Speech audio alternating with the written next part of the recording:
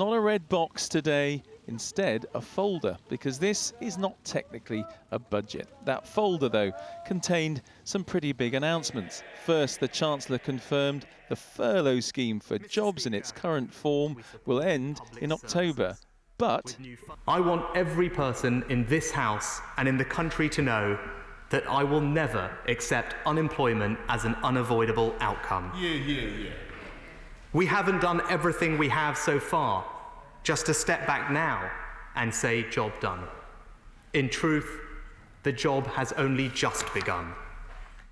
So, to protect jobs, there'll be a payment of £1,000 to every employer who brings back an employee who's been on furlough. If an employer takes on someone in a new job, aged 16 to 24, the government will pay 25 hours a week of the minimum wage for 6 months. And to boost the economy from now until March, no stamp duty will be paid on properties up to £500,000 in England and Northern Ireland. And VAT charged on going out and eating out will be cut from 20% to 5% for 6 months.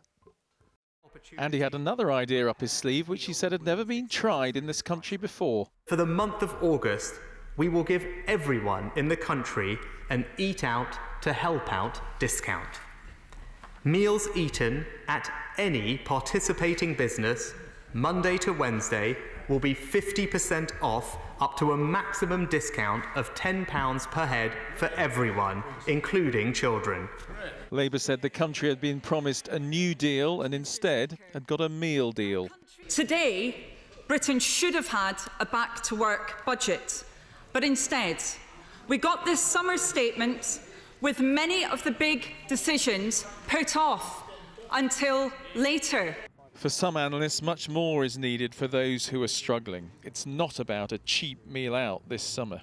It's about the difference of being able to put food on the table for your children, about being able to stay in your home. And in my view, there was a real lack of setting out how to protect people's incomes through this very difficult time. Statement done. It was off to a restaurant, somewhere that should employ young people, somewhere a family might now enjoy a discount on a meal. These are measures that might help get through a summer, still so unpredictable in the shadow of the pandemic. Andy Bell, 5 News. Let's go back to Westminster now and join our political editor, Andy Bell. And Andy, this seems like a really big giveaway. What's the standout measure for you? Well, certainly the most eye-catching, Sian, was that Eat Out to Help Out discount that the Chancellor's announced for the month of August. But if you look at the Treasury numbers, they're only expecting that to cost them about £500 million, about £500 million.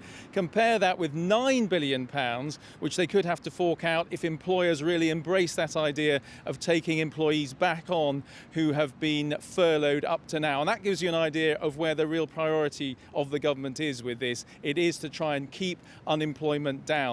But there is one thing hanging over this statement which doesn't normally hang over budgets and statements, and that is the pandemic. That is basically still the biggest drag, the biggest thing holding back the economy. People simply don't have the confidence yet to go out and spend in the way they used to, and that for now remains something that the government simply has no control over.